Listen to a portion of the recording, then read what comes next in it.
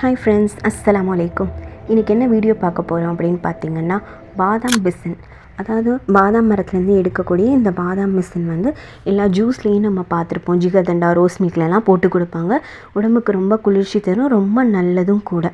இதை வந்து எப்படி நம்ம ஒரு டார்க் சர்க்கிள் போக்குறதுக்காக கண்ணுக்கும் ஃபேஸ் பேக்காகவும் எப்படி யூஸ் பண்ணுறதுன்னு சொல்லிட்டு பார்க்கலாம். கற்கண்டு மாதிரி இருக்கிற இந்த பாதாம் மிஷினை நம்ம நைட்டு ஊற வச்சுட்டு காலையில் பார்த்தோம்னா இந்த மாதிரி ஜெல்லி மாதிரி நல்லா ஃபார்ம் ஆகிருக்கும்.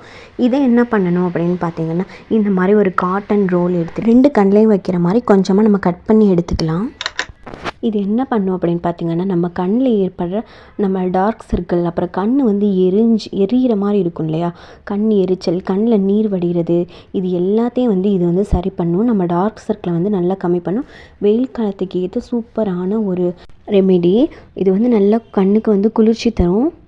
ரொம்ப நேரம் ஃபோனு, லேப்டாப் யூஸ் பண்ணுறவங்க, வெயிலில் நல்லா அலைஞ்சிட்டு வரவங்கெல்லாம் கண்டிப்பாக இது வந்து ஒரு அரை மணி நேரமாவது செஞ்சு கண்ணில் வைங்க.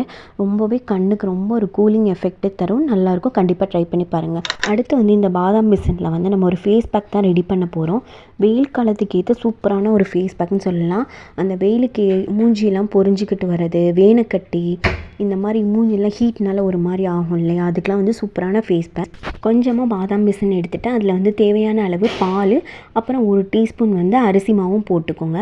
போட்டு நல்லா மிக்ஸ் பண்ணி மிக்ஸி ஜாரில் போட்டு நல்லா அரைச்சி எடுத்துகிட்டு வந்துடலாம். இதை சும்மா கூட அப்படியே அரைச்சி அப்ளை பண்ணலாம். நான் வந்து பாலும் அரிசி மாவும் சேர்த்துருக்கேன். இதை மிக்சியில் அரைச்சோம்னா நல்ல ஒரு க்ரீம் மாதிரி கிடைக்கும். அந்த க்ரீம் மாதிரி உள்ளதை எடுத்து நம்ம ஃபேஸ் ஃபுல்லாக அப்ளை பண்ணிக்கோங்க.